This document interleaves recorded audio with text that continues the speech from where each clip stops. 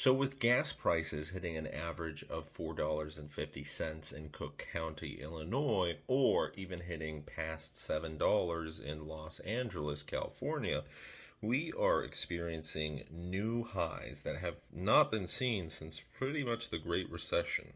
Now, this is going to be pretty big if it continues to get worse because you have a ton of pickup trucks and V8s and V10s and V12 engines even on the road that are burning a lot of fuel. These pickup trucks, these large SUVs, these turbocharged V8s, twin turbo engines, it's pretty crazy to think about how much fuel you're burning in performance vehicles and larger vehicles. I mean, for example, the Ram 3500 gets 15 mpg. There's vehicles that get 13, 14 mpg.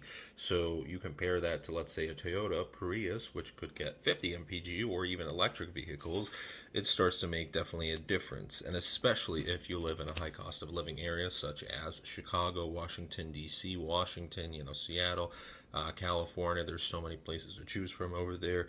If you're living in Texas, congratulations, your gas prices are a lot lower, so most likely you're going to be fine with your pickup truck. But there's a lot of people that are thinking, hey, should I get a Tesla? Should I get an electric vehicle? And that is a valid thought to have.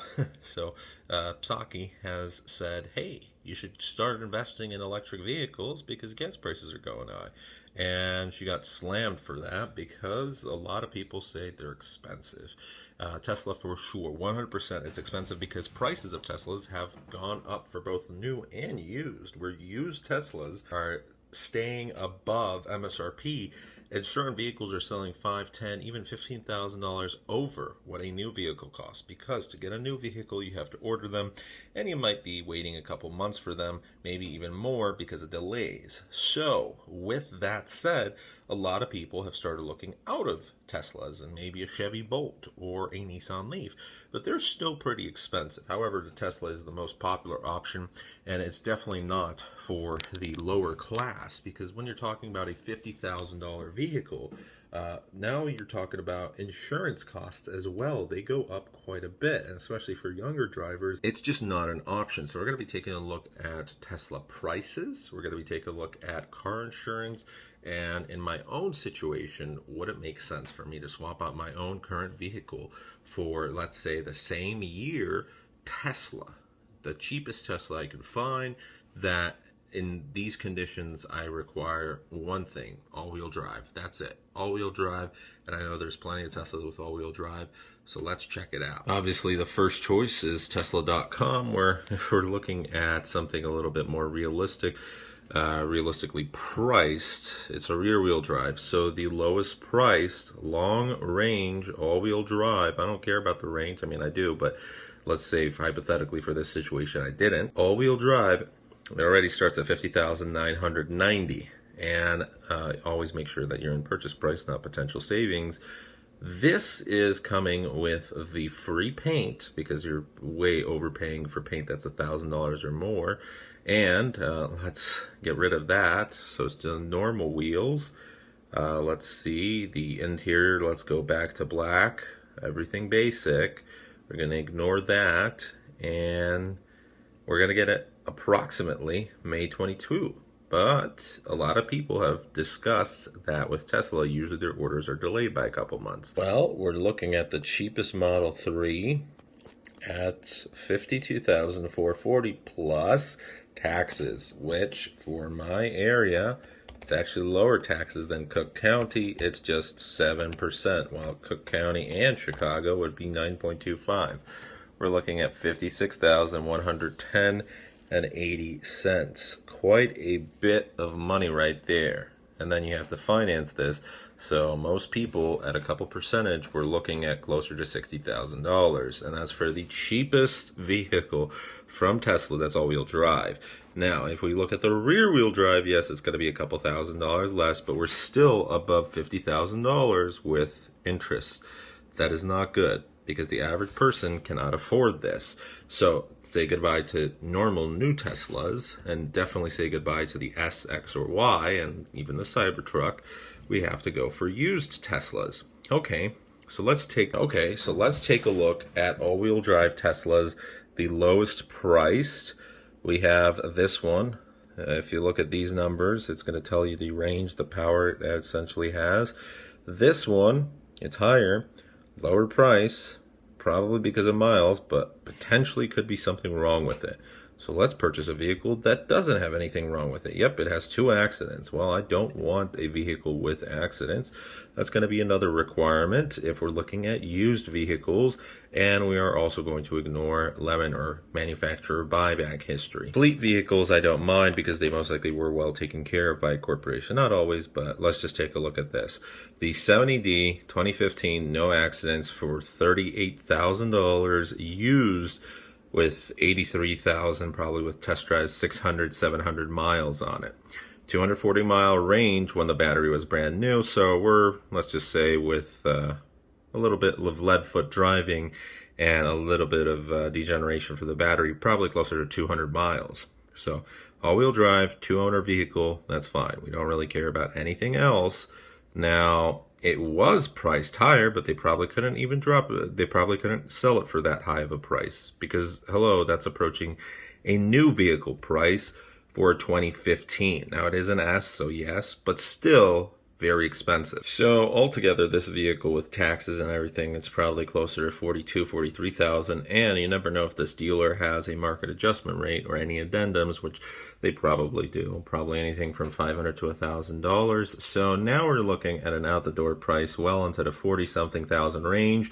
This is just looking at this price. So maybe in many cases people would put down a down payment. Let's say it's fair credit or even good credit. We're still looking at $600, $700 per month. And what if you get a warranty or gap insurance or any of that? Which gap insurance is recommended, of course, especially if you're younger and you can't really afford the vehicle because if you crash it immediately out the gates, what are you going to really do? So really we're looking at a lot higher than this because it's not including the taxes, the APR, pretty much any fees, documentation fees, so thousands of more dollars. So $600, $700 per month. And then you have to factor in that not all Teslas will come with free supercharging. So that's the older model Teslas. You're going to have to pay for that, which isn't a lot of money, but it is some money. So, maybe $10, $15, $20 per month, depending on your driving habits, maybe a little bit more. It's definitely a fraction of the cost of gas. But the most important is car insurance. So if we take a look at car insurance, how much does it cost to insure each model? The 3 is an average $3,655. The S, $4,852. The Y, $3,087, and the X at $5,119. And these are new vehicles. Now, the S is going to be the cheapest option if you're looking at used because obviously the 3, Y, and X are later model years. Now, the S, it really does depend because there's so many of them. You can start from 40D. You can go all the way to P1, Performance 100D. You can go to a plaid model. So depending on the actual trim of the Model S, your insurance will vary, but it's still going to be a luxury vehicle, a premium vehicle. It's not really a luxury vehicle, but a premium price point compared to, say, some of these guys. Cheapest cars that are also popular, the CX-5, HR-V, Tiguan were around $2,000, $2,500. The average $2,791. If we take a look at another website, this is a 2020 Volvo S60, average cost to insure per year, less than $2,000. If we take a look at the 2020 Tesla Model 3, $2,600, and obviously the list prices have changed, but this is for a Model 3. If we take a look at, let's say, the Model S, which has the wrong picture on there, $3,513. Obviously, it's a 2019 Tesla Model S, so still relatively new. Is this going to be the older model? No, I'm not sure why there's a difference. But anyways, these are expensive vehicles. Now, if you're taking a look at some cheaper EVs, there might be a little bit more sense to it. So I drive a 2015 Volvo S60, which I pay, how much do I pay for it? $318.42 per month. So that's for, 60 months. And I did put down a down payment. And my APR is pretty high because I am a low credit customer. However, with insurance, I'm changing insurance to get down to $160, $150 per month. I am 24, so it's going to be high if you're a male under 25. But I am paying, I was paying $291 or $292 per month, and now it's dropping to $263. So I've been paying $263 for the past 2 months since I turned 24. Now, still way too high, and that's because State Farm uses bad credit to lower or increase your monthly payments, which in my case, increased it by a lot because it's a new vehicle. I've never had any violations, no tickets, no crashes, no incidents, whatever. So if you start looking at the EVs, there's a lot of EVs from the 2015 model year that are going to be much more expensive than my vehicle, which is technically a premium vehicle. There's going to be some that are technically lower, depending on where you're at, depending on your age, depending on so many variables. But in terms of the actual price point for a lot of these lower priced vehicles, yes, some of them will be around what my vehicle costs.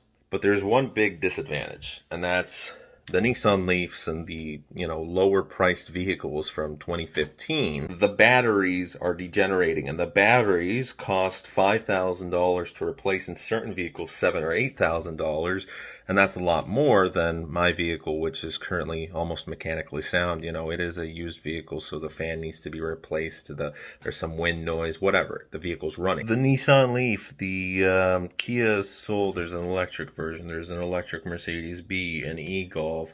There's an electric Fiat 500, which is a Chevy Spark, a Ford Focus electric vehicle. A lot of these vehicles, yes, they're going to be lower priced if they're older and they got a decent amount of mileage for them than my vehicle. However, when you start to look at the actual repair cost and the reliability of some of these vehicles, especially if they're in the first model years of an EV for the company, some of them are definitely missing a couple of things, and they might be expensive to maintain. Teslas are also not the most reliable, so really, probably their best option is not to go with an EV at the moment, unless you can afford a newer car or CPO vehicle, but go hybrid or plug-in hybrid EV. Now, another thing is range. A lot of these vehicles are going to be super low range. I loved test driving the BMW i3 around Poland. However, in Poland, the range wasn't that big of a problem because cities were a lot more compact. Over here, it's a huge issue. Does it make sense for me to replace my vehicle? No, because I'm going to be paying more for an electric vehicle. Paying more to save money just doesn't make sense. Anyways, thanks so much for watching, and I'll leave you with this Tesla video. Ladies and gentlemen, we are in a Tesla S Plaid today. This vehicle is strange, most definitely. To open the doors, you do like such. You have to slam them a little bit because if you just do it like that, they're not going to close all the way, as you can see. So, it's difficult to get used to. That's for sure. Look at this. If you've never been in a Tesla, like I've never had, this is definitely an adjustment. You can't adjust the mirrors over here. This doesn't open. That's rather strange. So everything is right over here that you have to set up, I guess. Which, once you figure it out, that's going to be a fun experience. My manager, this is his car. He purchased it from the Tesla dealership. He said they just gave him the keys and let him go. A $132,000 vehicle, and they did not tell him how to actually operate the vehicle itself. And for someone who, like me as well, I've never been inside of a Tesla. This has a lot of cool features, but you're going to have to figure it out. For example, the glove box doesn't really work. Yeah, it's not opening. Where this automatically works, but the glove box doesn't.